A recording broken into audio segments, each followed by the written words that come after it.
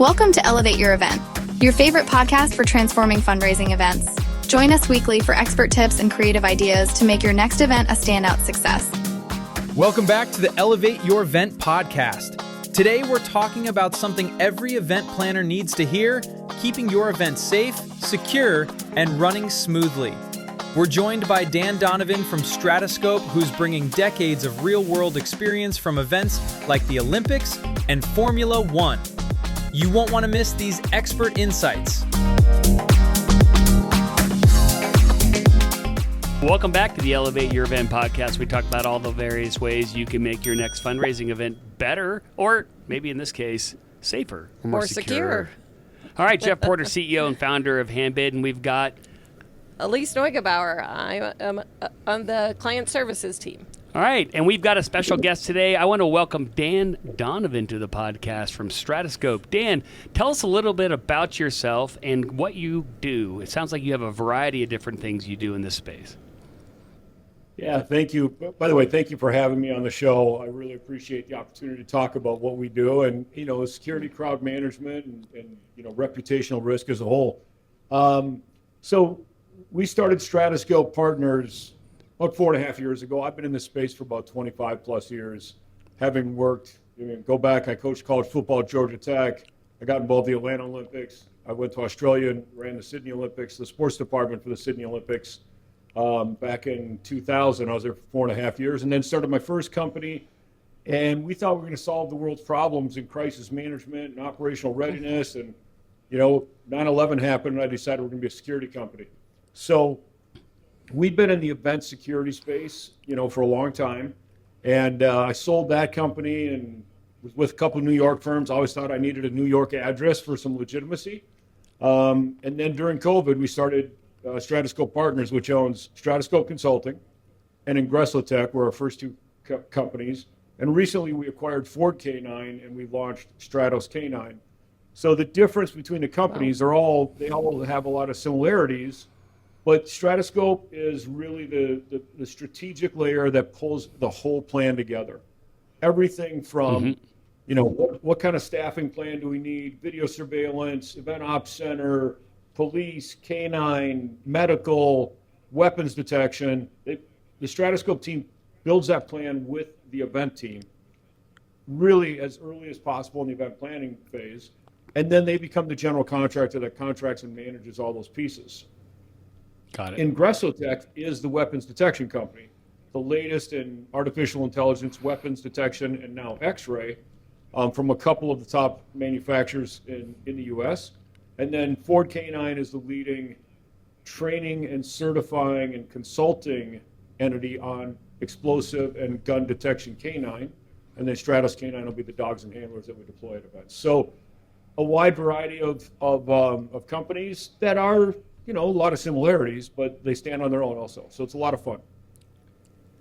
Well, that's fascinating. Yeah, that's amazing. So let me ask you a question. So when you talk about the different, parts of the event that you might either be consulting on or implementing or providing the technology for, are you staffing those as well? Or is that typically through a third party like an Argus or something that's going to be using your stuff? We provide the management layer from a staffing perspective. So some of the biggest events we do annually are for Salesforce's annual conference called Dreamforce or Google's annual biggest conference called Google Cloud Next. We'll bring in, 70 to 100 of our people for that management layer. And then we contract that staffing company like an Argus, a Best, an IPS, or Allied. And the secret sauce is being able to build a staffing plan, the job orders that those staffing companies can really fulfill, and all the post orders and the access control plans to make sure that security guard really knows his or her role, and we get the best out of them by having that management layer in place. Yeah, I was going to ask about the management layer. I've seen some people are really good at checking bags and some are not. So Right. I'm sure that's always part of the struggle when you're doing event security.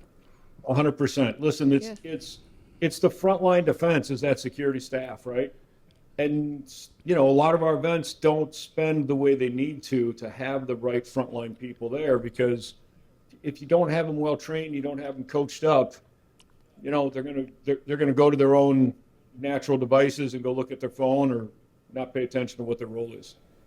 Yeah, and and we see this a little bit on the other side of the event side, probably the less important but still important side, which is obviously checking in people at the door and greeting them and getting their information and getting them prepared for the event or a paddle number or whatever. But either way, it's not an area you want to skimp, right? Because this is the entry point for a guest experience, right? So I think, let me ask you this, because I think this is also a unique struggle, right? You've got to make the experience secure, right? You got to make sure that your staff is doing all the right things, but you don't want to really annoy the person. I don't know what the right way to say it. Right? They've got to be polished, polite. Let me look in your handbag or whatever it might be, right? And quick. Right? Yeah, it has to be thorough, and it's that balance of that great guest experience while still being able to ensure you've got a really good security posture. Whatever that posture happens to be, right? Not every event needs all those elements I talked about, from weapons detection to video surveillance to all those pieces. But a lot of events do. So how do you do that in the most effective manner?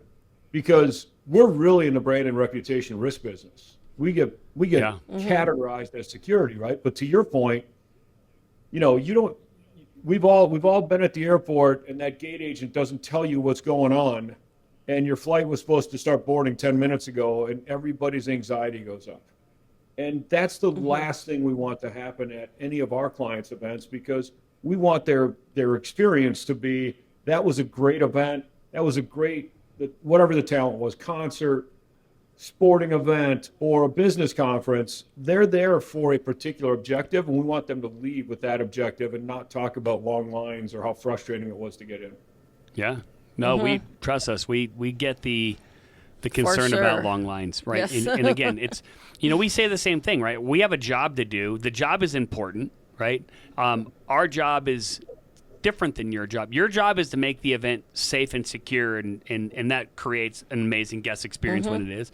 Our job is to make sure that the guests have an amazing time, but that the charity or the organization or the host get the information they need from the people walking in the door. So, yeah, 100%. it's definitely, we share some of the same challenges. For sure. Yeah, and so as it pertains to security, you said some people don't need, maybe they don't need a weapons check or whatever.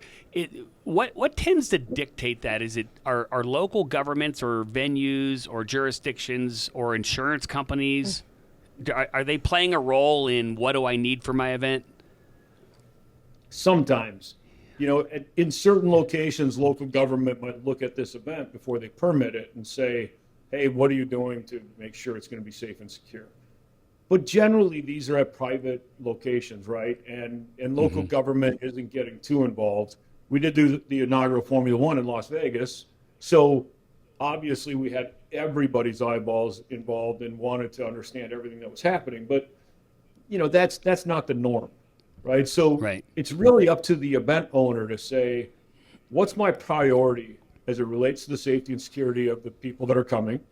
And what are my true risks? And, identifying those risks, it's different today than it was 5-10 years ago. Right. We used to sit and go to a local law enforcement or even a state law enforcement and get a risk assessment. And we could find out that there was a terror cell or there was something that was going on, or that now we have the pro-Palestinian, protest that has caused some issues in some parts of the country.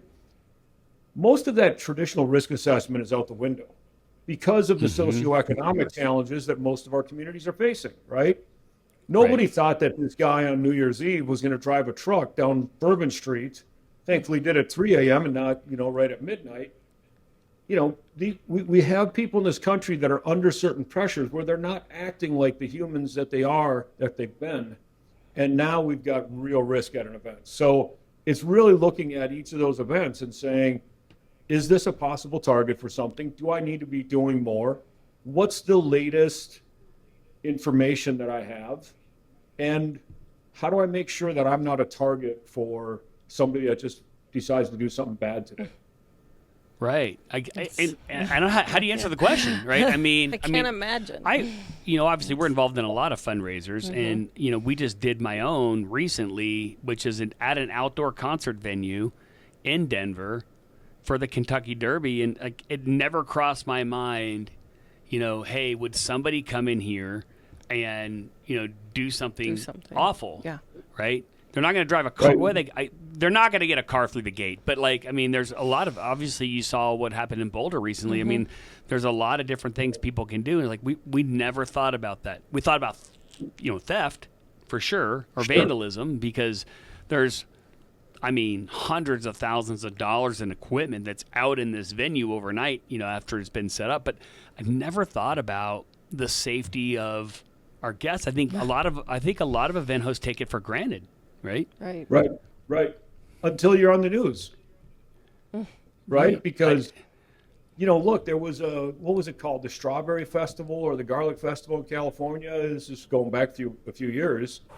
And look, a good person became a bad guy that particular day and brought a weapon to that event and shot people. And I'm sure those organizers were never like, look, we don't have to do all that, we don't have to have weapons detection, and we don't need vehicle mitigation, but it happened.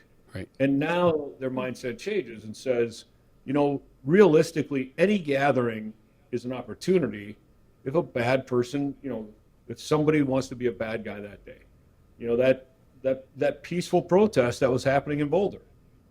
And, this person decided this is the time I'm going to act. And I'm going to make my claim to what I believe in while you're protesting what you believe in. So we work with a number of, from very small organizations to much larger. And obviously, some of them do not have a lot of funds to spend towards safety and security. What would you say would be your minimum recommendation for people? Even Jeff's event, keeping something in mind, keeping safety in mind. Yeah. Look, I think there's a couple simple things that are low budget, right? What's my perimeter, and how do I really know who's getting inside my perimeter with or without weapons detection, right?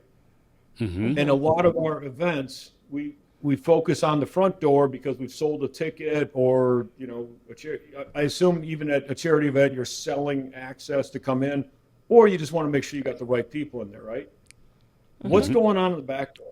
Right? How are we making sure that our vendors and our suppliers are really who they, you think they are? There's some simple processes to put in place to vet that whole perimeter, and just make sure that there's a way for people that you want to have access, that they get access. It doesn't have to be cumbersome, but I think most people expect that if I've been invited or I've paid for access, that you're going to make sure that there's some sort of process that I go through. And then I would look just outside of my perimeter and look at our latest threat is this vehicle attack. Why? It's really easy to do. Anybody can go rent a car and use it as a weapon, right? So what am I doing in my parking areas? What am I doing in my areas where I might have a lot of people that are going to flow from the parking area to my entry area? What are the little things I can do to protect that area? What's a few pieces of Jersey barrier or K-rail going to cost? Or local law enforcement. Hey guys, we're here. We'd love to have your presence. Have you guys heard of anything? And talk to your local agencies, and maybe, depending upon your relationship with that city and the Visitors Bureau and all that, they'll get an officer to come out and have a squad car near the entry. That's a great deterrent. That visual deterrent is worth its weight in gold. So, those are small things where you don't have to spend a lot, but you can give your guests that satisfaction that you've thought about it and you're doing something to try and make sure that they're going to have a fun, safe day. Peace of mind. I think it's a great idea. And you see it, a lot of churches around here have, law enforcement parked out front, these days for obvious reasons. And I think it makes a lot of sense. I think for the for events, especially ones that are very visible, like an outdoor event like the one that I run. I mean, having that presence there does make a lot of sense. Right. For sure. And let me ask you another question, because this came up at my event. And this was the day before my event, and I almost feel like it's one of those like just awareness training you need to give the staff. So here's this guy walking around the venue, and again, it's an outdoor amphitheater. It is very well known and very popular in Denver. And it's public. Sort of. It's a private, I mean, you I can't just walk into it without a ticket. But when we're setting up that day, all of the doors are open, all the gates are open. I mean, forklifts are coming in and out, right? I mean, there's a lot of, and here's this guy walking around, and it's kind of like you just don't fit here, right? Like I look at him, and it's my event, so I know who everybody is. I'm like, who is that guy, right? Well, he's talking to one of my board members, and I'm thinking, oh, he must be with her, right? Although they don't look like they would ever be friends, and he looks a little suspicious, and it's got to be 75 degrees out, and he's in long pants and a hood, sweatshirt with a hood over his head, and it just looks all strange, right? So finally, she's like getting him a glass of water from the bar, and she's chatting with him, whatever. And he leaves, and he's walking back past me, and I walk up to her. I'm like, "Who was that?" And she's like, "I have no idea. I thought you knew who he was." Oh boy. And so, I don't know. You tell me. Is there awareness training that you tend to give people there, saying, "Look for the people that don't fit," or everybody needs to be credentialed in some way? Do they need a wristband or a badge or something around their neck or what? Anyway, you tell me what you think. I mean, there's a number of pieces there, right? Everybody that you have provided access to is part of your team on that day, and they should get hey, if you see something off, you need to say something. And it doesn't have to be call the national see something, say something line. It can literally be, call me, call my manager, just be like, look, this looks out of place over here. And so then that goes into, well, how are we handling, what if we had a medical incident while we're doing load in, right? It's the same process, right? What's that call tree? What's the communication plan?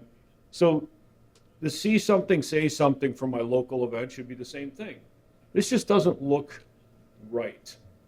This person keeps surveilling the perimeter. Seems odd. That would be the first step. Obviously, I would prefer in any situation from day one of load in on that I've got some sort of access control, whether it's a wristband or I prefer a credential because it's hard to see the wristband. Someone has the long sleeve or they won't put it on their wrist, whatever. So something that says these are the people that have been approved to be here, and maybe we don't have to have all these doors and gates open all day, right? I got this particular area I'm doing load in. I'm going to shut down the rest, and I'm going to make everybody else check in this particular area. Most of the pushback we get is, wow, that's inconvenience. This labor group from this union, they always come over here, or this one. Yeah, I understand the inconvenience. I really do. But I want to keep it safe for everybody, including your labor and the people that are working for you. So here's what we're going to do. We're going to have one check-in area, and we're going to have one area for vehicles and trucks, and that's how we're going to get everything inside the perimeter. We're going to keep everything else shut down, and if I got to open something else, I'll open it for a short period. I'll have people there to make sure that it's just that vehicle that needs to get in and out, or maybe there's a group of people that need to come in, and then I shut it back down, right? Just make it a little, I don't want to be inconvenient, but a little discipline helps make sure that we only have the right people inside of our facilities. And do you think, I agree with that 100%. And all these things are popping into my head of what we're going to change next year to make our event safer. Yeah. But do you think a lot of people just feel like that's the venue's responsibility and not the people using the venue? Yeah. I mean, look, and every one of those venue agreements is different, right? Sometimes you're just renting the shell. And that responsibility falls on you. Go do an event at a convention center. Any city in America. You're basically renting a field, right? A blank field that most convention centers have some 24/7 security to lock doors at night and open them in the morning, but they're not a proactive security team that's going to be, working on your behalf to make sure that only your event people come in. So it really depends on the venue and your agreement with the venue that you're renting. Now, you go rent a stadium or, professional MLB park or an NBA arena. I think you're going to end up paying for that basic level of security in your rental agreement, because they're just not going to let you not have that level of security on site, right? So it just really depends on that agreement and who's responsible. Would I push back, if the venue says we're not taking any of that responsibility? I'd be like, well, you're charging me this fee. I think you should be providing some basic level of security for the event, or for at least the load-in period. Right. Or at night, at least. I mean, I won't name the event because I don't want them to, I don't want them to be embarrassed by it. But we did this massive event once, and when I talk about massive, I mean the tent itself was over $1 million to set up, and there were thousands of people there every night. And during the day, they were off doing other things, but at night there was a concert and a dinner and kind of basically a gala in a sense, right? For 3 nights out of a week. And at night, we just walked away from the tent. The doors were locked, we thought, right? And we left. We came back the next day, and like half of our auction items were gone. Right. And, so again, it wasn't, is this a safe environment? That's part of it, right? But this was really around, like, I always thought about event security as like, don't steal the Mike Tyson signed boxing glove that's on the table, kind of stuff. I mean, it sucks because, I mean, the stuff was donated, but there's still there's an opportunity loss in the lost revenue for the charity that's there.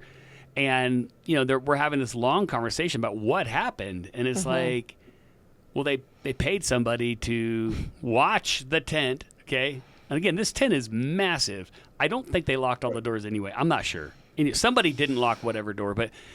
Well, she got cold because it was cold, and so she went and sat in her car and watched YouTube videos and fell asleep and didn't watch the tent. But, like, in those cases there, like, I mean, you tell me, like, what's outside of safety? So you have safety and you have weapons checking and everything else, and then you just have surveillance, I guess. You guys provide that too, and you guide on that, or?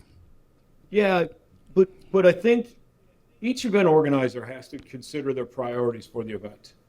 And you're typically going to start off with the safety of your attendees as priority 1, right? Mm-hmm. Crowd management might be priority 2.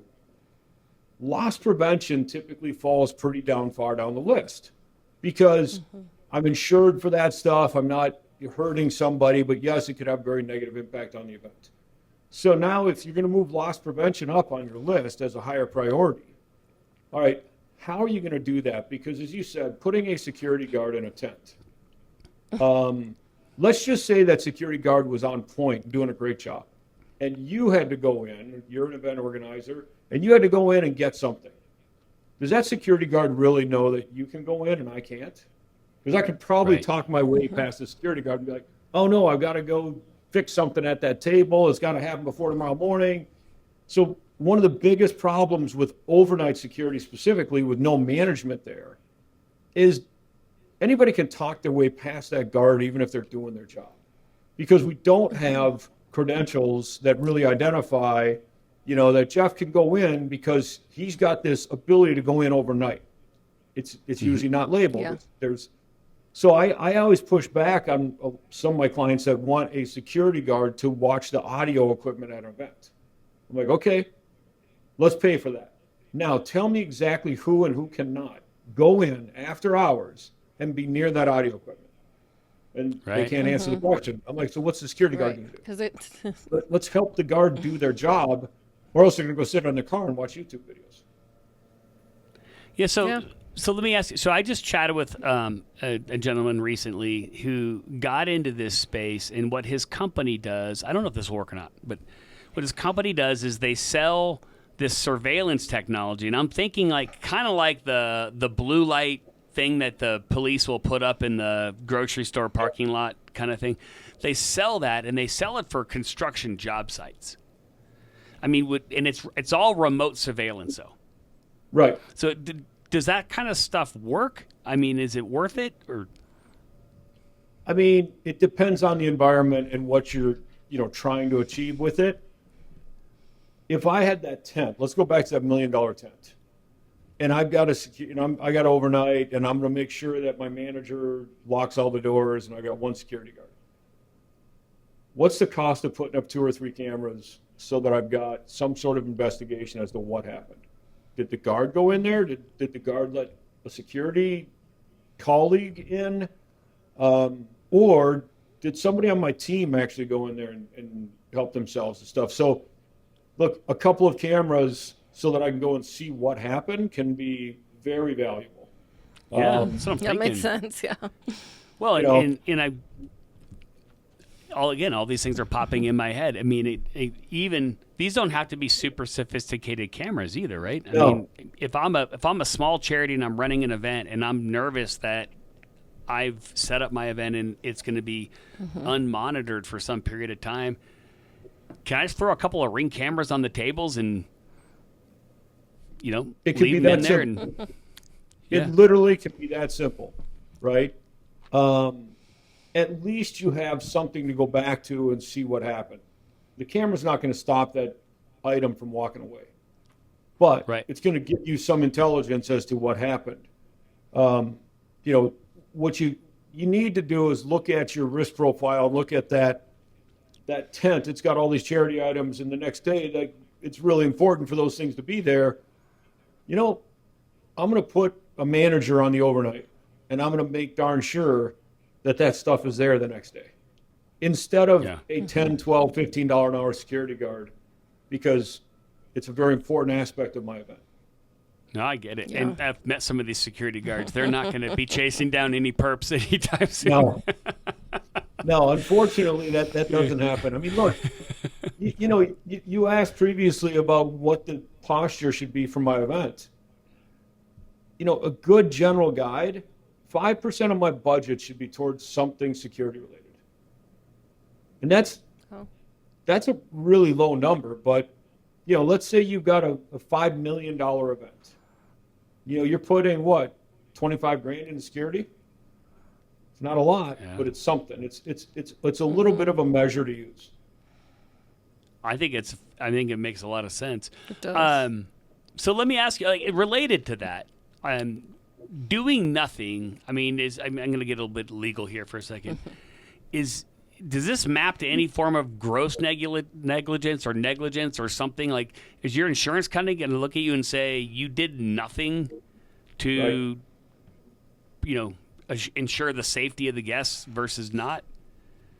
Yeah, plausible denial is no longer a way to get out of that lawsuit, right? So if you've got some sort of loss coverage with your insurance company, they should have some general elements in place that says you have to have A, B, and C.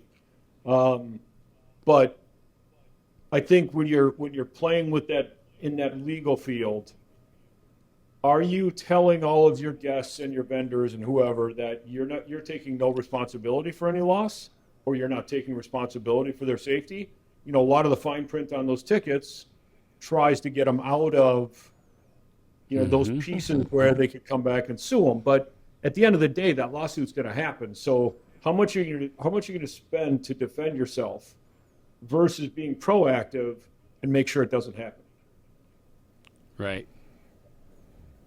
So I'm just curious, fun stories. What would you say is the most challenging event that you've worked for? Or kind of I've been event, involved. I guess. Yeah, it's a fun question, right? I've 7 different Olympic Games and 13 Super Bowls and, Formula One in Las Vegas. I mean, look, that was one of the biggest challenges we've had because we were responsible for the whole security apparatus for all of the, fan zones. And then we're part in the track, of course. And we're in Las Vegas, and so the track has to open early morning, 3 or 4 a.m. every day until 4 p.m. the following day, so the city can breathe, because the track basically, encompassed the whole casino area. So now you're trying to secure these fan zones. There was 7 of those and a track, And, we had 10 different security companies as part of that. Plus the coordination with Las Vegas Metro PD, which they were phenomenal. And then all the agency support that came in. So, we're in Las Vegas. It's a huge event. It's the first time it's ever been run in Las Vegas. It's the first time it's ever been run, Formula One has ever run a race where the track opens and closes. So you really have no secure perimeter overnight. And so there's a ton of pressure. So people could go in there and plant something is what you're saying, right? That's what happened at the Boston Marathon, right? Yeah. Right. Well, the track was open. The fan zones weren't, the seating areas. But got it. Okay. You've got seating areas, but then you've got all of this public space outside of the ticketed seating areas. There's 250, 300,000 people there, right? So the stress and pressure of that event and knowing that our team is going to do the best they can to secure what we could secure, but you still got this element of all the people that are outside of these secure areas, and what if something goes wrong? And I can tell you that on the race ended at, the final was on Saturday night. So let's say it's 2 or 3 in the morning on Sunday. And when that event ended and we got everybody home safely, the amount of pressure that came off of our shoulders was significant. But you throw in there that on the first night, we load all of the fan zones for practice session 1. And we're not 10 minutes into it, and one of the cars spins for lack of a better term, a sewer cap. It was like a water cap off. It damages another car, and they halt racing at, it was supposed to start at 10 p.m. They halted at 10:30. I heard about And that. now we're trying to figure out, what are we doing with these hundreds of thousands of people that are in these fan zones? And what if they all want to leave? Because we don't know when racing is going to restart, because now you've got Formula One and the FIA, they got to go check the whole track, and how long is this going to take? And, we had a huge ops center. We had all the decision makers there. But it literally got to 1 a.m. in the morning when, we had to make the decision that Formula One made the decision that racing was going to start at, I want to say 1:30 or 2 a.m. And we've got fans coming back in to see racing that who knows where they've been out drinking and not probably going to be really friendly when we tell them, you can't come in, because we didn't have guest services, food and beverage. All of that staff was off the clock at 1 a.m. Jeez. And I can't put people in the venues if we can't provide water. So it was a very challenging night. And look, those aren't security issues. Those are operations issues, but it significantly impacted security, because we're the ones that have to tell people you can't come in, or if you're already in, you have to leave. So, right. Everything you do affects security in one, way, shape, or form, right? Those incidents like that, the real critical piece of any event, I don't care how small, is what is my incident assessment, my incident management process, what's my communication process, how do I pull decision makers together to ensure that whatever happens throughout my event, I can bring people together, we can assess what's happened, and we can make a good decision very quickly. That's one of the biggest challenges, and that's probably one of the things that I see that most event organizers, they kind of take it for granted. Yeah, we have a crisis management plan. We wrote it down. We have an evacuation plan. It's over here in a binder somewhere. It's a really good plan. People don't dust it off. They don't practice it, and they don't really exercise who's going to make what decisions and what's that communication going to be like to get to a really good resolution for the event, for our guests, for our talent, whatever it happens to be. It makes total sense. And it does. And then, just looking at some of the incidents or crises we've had, I did remember the sewer cap or whatever that flew off at that event. But, but look at what even happened with Trump over the summer, right? Wasn't part of that you have all these, and you had a lot of different groups too. You had law enforcement in 5 or 6 or 7 different security conferences where you said, are you all talking on the same frequency, using the same tools? Has that been fixed? Because I could see that being a problem at most events too. Yeah, I mean, look, when you bring multiple agencies together, you get multiple headaches. But I'm not on the inside of that issue. But clearly we had the lead agency being the Secret Service, and then you had local law enforcement that had responsibilities for different pieces of the security of that rally, and there were gaps, and there was lack of good communication and leadership that said, we've got these resources in these places, and we don't have any in this place. So by the way, if you see somebody walking around with a weapon, they don't belong there. That's not one of us. Right? I mean, listen, there was a lot of failures in that one. And so bringing that communication together is critical. Having the right leadership in the right areas to say, I know this area and I know it like the back of my hand, and I know I'm expecting to have these resources in these places, and that really looks out of place. Didn't seem to happen. No, and just the part of it that resonate with me as it pertained to my event is, are we all talking on the same frequency or not? Because what I've seen at a lot of charity events, and again, we're gonna take this from Formula One, which I'm really impressed that you ran security for that. Yeah. But down to just a standard 500, 600, 700 person gala, you've got people that are texting each other. You have people on radios. You've got people that are like on just phone calls. Whatever. It's like, is there a model or an infrastructure that allows everybody to be informed about something that's happening? And I think a lot of our charity partners probably don't. Yeah, I mean, I would agree. Yeah. Being in the security and crowd management side of this, we rely on radio communication, and it's got to be done well, because I can't have a gap in communications, because we don't have time to sit and look at our phone and see the last WhatsApp or the last text group. I mean, that stuff, just Slack messages, pick a forum or pick up a channel method. We don't have time for that. And by the way, most production people don't either. You're in the middle of doing things. You don't have time to look down at your phone. But the industry has gone that way.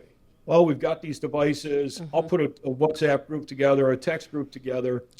And a lot of the production side of our clients have moved away from radio communications. And now the problem with that is they don't hear how the problem started. They only hear the problem, right? Because they see the what actually happened. And so when you don't have the background, what the radio does, if you keep it in your ear, is you hear what's going on, and you can start to see that doesn't sound like it's going to come out right, and maybe you can jump in and solve it.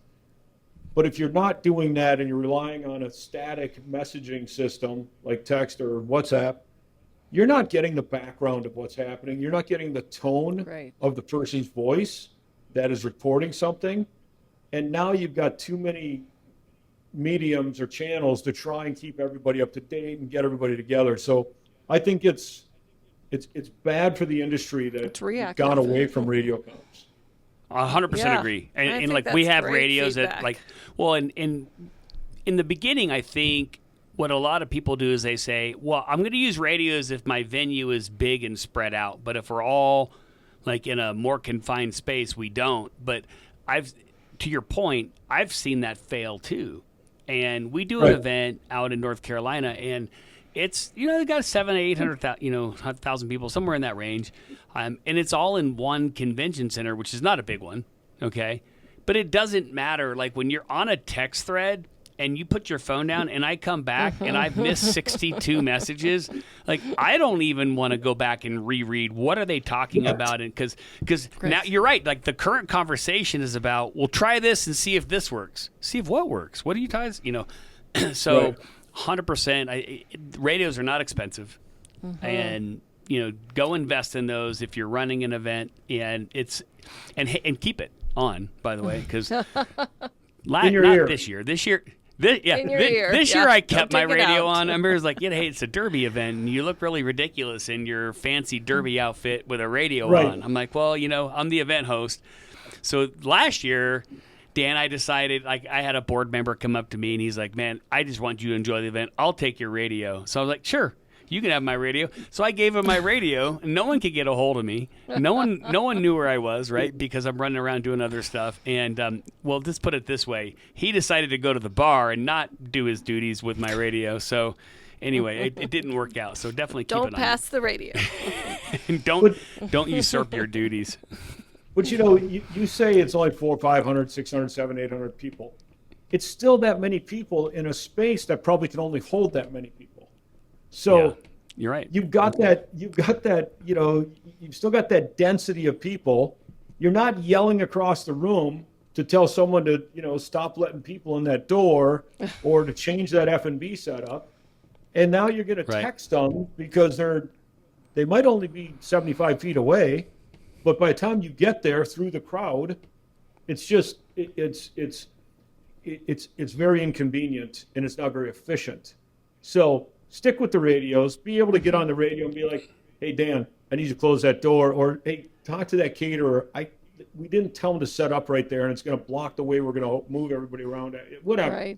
Right. So it doesn't matter the size of the event because it's still you're packing that number into a space that can probably barely hold that number. I agree. I 100% agree. This was really interesting. This is an awesome conversation, and I'm feeling really encouraged that I'm much more educated on what I need to do. And look, these aren't big things. It's not hard. No, I mean, I think you've got to get your group together, discuss an incident response plan, right? We do it in the cybersecurity. Right, we're a software company, and people ask us all the time, like, what's going to happen if there's a data breach? What's going to happen if there's some other sort of cyber breach? And we have to walk through and discuss it, right? And my staff, Dan, I'm telling you, they love annual security training. They love it, right?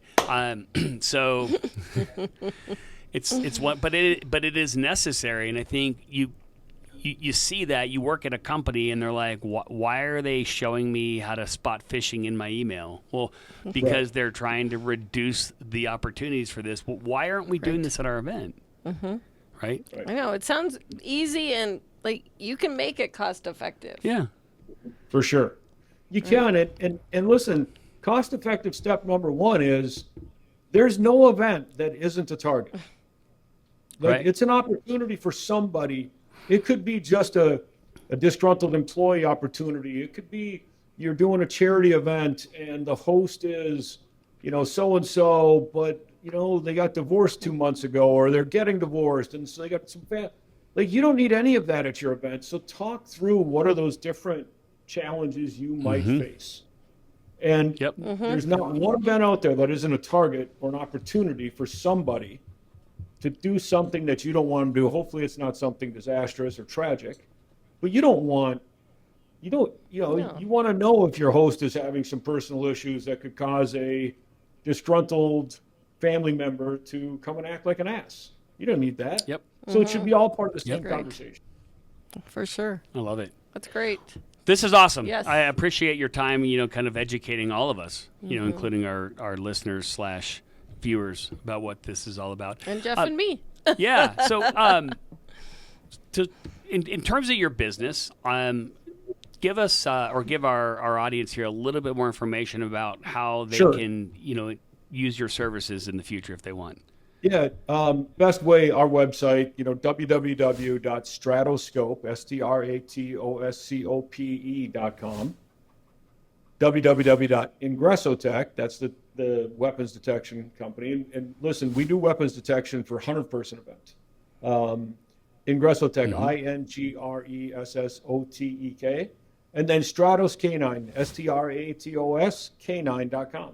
And each of those companies are here to, look, we'll take the phone call just to give you our advice. We don't charge for that. We're happy to help anybody in the industry because our objective is to, A, build some long-term relationships, but B, make sure everybody stays safe at their events. Love it. Yeah, and that's great. And we'll get all this stuff linked into the podcast notes as well, so they can get a hold of you. But Dan, thank you so much for your time. This has been awesome. Anytime. I tell you what, this is hopefully encouraging to everybody out there. It was super interesting too, which is always a bonus. Yeah. And you can balance security with guest experience. You can definitely balance it. Absolutely. So. Yes. Absolutely. Can I tell you one last story? Yeah, of course. Yes. Yeah. We would love it. So I'm starting the two companies, Stratoscope and Aggressotech, and I'm working with our branding company, and they're pretty high end, and they're trying to come up with the right names, and we settled on Stratoscope, and we loved it, and then we were talking about the weapons detection company, and this marketing person who knows nothing about the event business, let alone the security business. And I'm on a call, and they're brainstorming, and she looks at me and she goes, Dan, you're not in the security business. I said, really? I'm not? She goes, no, you're in the emotions business.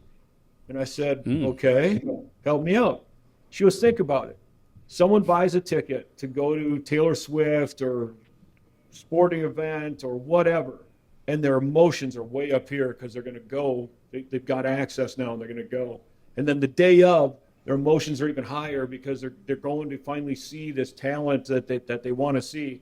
And then they get there, and there's these long lines, and their emotions go way down because they got to go through this painful bag check, and there's lines, and it's slow, and it's terrible. And once they go through that, somebody on the inside of that event has to bring their emotions back up. And she goes, your new technology that takes away all those long lines, you're in the emotions business, and you're here to keep their emotions up here. And that's all of us in the event industry, right? It's that guest experience and with the security problem. So 100%. That's my last good fun story. All right, we're going to end on a high emotion. That was awesome. That's right. We're in the emotions business. All right. Yeah, so thanks everybody for joining us today. Dan, again, thank you so much for all that you do in the event space. And hopefully you guys will reach out to Dan here soon, make your event more secure. All right, until next time, happy fundraising. If you enjoyed our show, please take a moment to leave us a review. You can find us on Apple, Google, and Spotify. Don't forget to subscribe for more great content. And if you're a fan of video, check us out on YouTube. Until next time, happy fundraising.